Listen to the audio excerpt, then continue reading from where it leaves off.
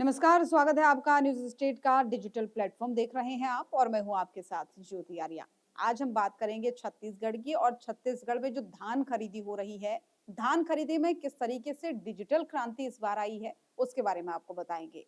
सबसे पहले आपको थोड़ा-सा ये स्पष्ट कर देते हैं, आपने बीते कुछ दिनों पहले सुना होगा कि कई जगहों पर धान खरीदी को लेकर टोकन की जो व्यवस्था की गई थी सरकार की तरफ से, उसमें कहीं न कहीं किसान थोड़ा परेशान हो रहे हैं। उन्हें लंबी-लंबी लाइनें लगानी पड़ रही है और उन लाइनों के चलते कई बार उनका नंबर देरी से आता है और कई बार उन्हें बहुत अलग-अलग तरीके से समस्याएँ झेलनी पड़ती है। सिस्टम में एरर आ जाता है, वेबसाइट नहीं चलती है, टोकन नहीं मिल पाता है समय से।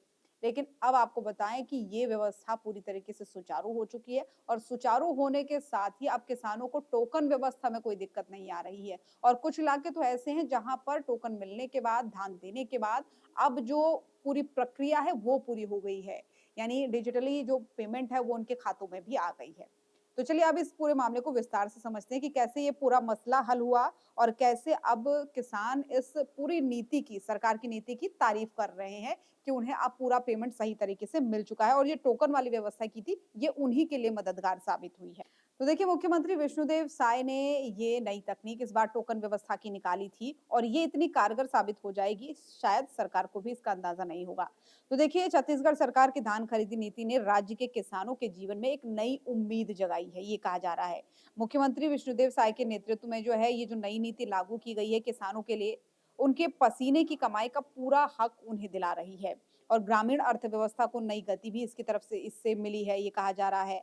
अब नीति के तहत जो है धान खरीदी में समयबद्ध भुगतान और आधुनिक व्यवस्था लागू की गई है। यानी समयबद्ध भुगतान का कहने का मतलब है कि एक समय उसके लिए तय कर दिया गया है, उसी अंतराल में धान का जो भुगतान है वो दे रहा होगा। मान लीजिए आज आपने मंडी में धान दिया और आने वाले 72 घंटों के अंदर आपके खाते में पेमेंट आनी है, तो उसके लिए समय निश्चित कर दिया गया है कि 72 घंटे के अंदर आपके खाते में पेमेंट आ ही जाएगी और ये जो तकनीक है ये लागू हुई तो इसका फ़ायदा किसानों को मिला, समय पर उनको उनका भुगतान मिला। आधुनिक व्यवस्था लागू की गई। आधुनिक व्यवस्था जो टोकन सिस्टम की बात हमने की थी, उस टोकन सिस्टम की वजह से जो है कई सारे लोगों का काम सरल हो गया, यानी किसानों को अपना धान बेचने में और ज़्यादा जो है ईज़ी ये प्रक्रिया लगी। तो देखिए जिससे राज्य के लाखों किसान आर्थिक रूप से सशक्त बने हैं।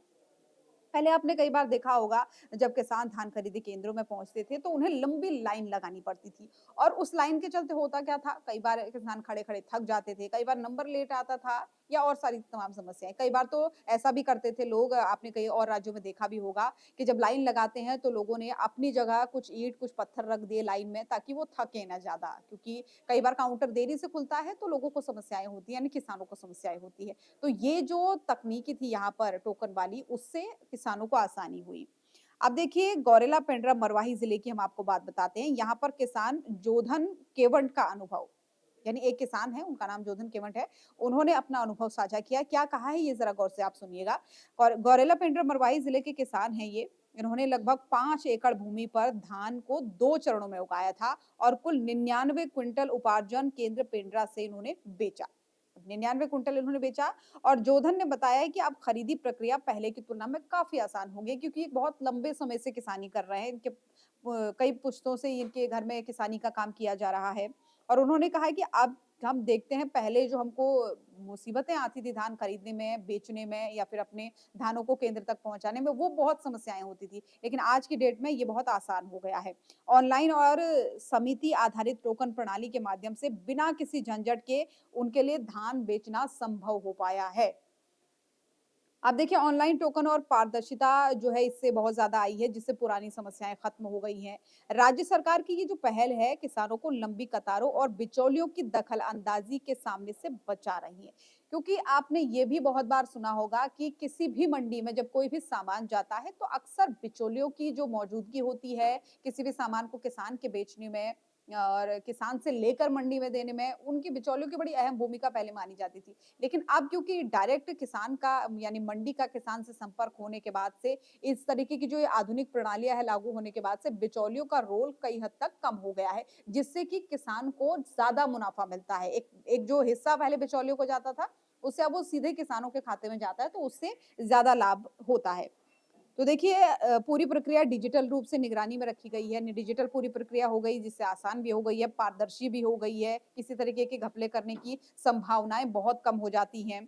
अब 3100 रुपए प्रति क्विंटल का जो समर्थन मूल्य यानी एमएसपी के हिसाब से धान दे रहे हैं और 21 क्विंटल धान खरीदने की सीमा तय है। यानी प्रति एकड़, यानी अगर किसान की 100 एकड़ मान लीजिए ज़मीन है, तो प्रति एकड़ उससे 21 क्विंटल धान खरीदा जाएगा। भले ही उसके प्रति एकड़ में 20 यानी 30 क्विंटल हुआ और 40 क्विंटल हुआ, लेकिन प्रति एकड़ 21 क्विंटल तो खरीदा ही खरीदा जाएगा। तो सोचिए, कई बार कम भी होता है 21 क्विंटल से, कई बार ज़्यादा भी होता है, लेकिन एक ये तय सीमा है कि इतना तो खरीदा ही जाएगा, जिससे कहीं न कहीं किसानों की एक जो बड़ी चिंता थी वो दूर हो गई है।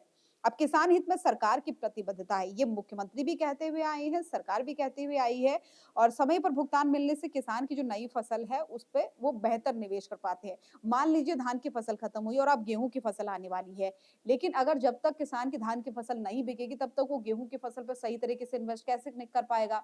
धान की फसल का पैसा उसे मिलेगा, तभी वो आने वाले समय में खाद ले पाएगा, गेहूँ का बीज ले पाएगा, तमाम जो और व्यवस्थाएँ होती है, ट्रैक्टर इत्यादि की, वो कर पाएगा। तो इससे वो चीज़ें सरल हो जाती हैं।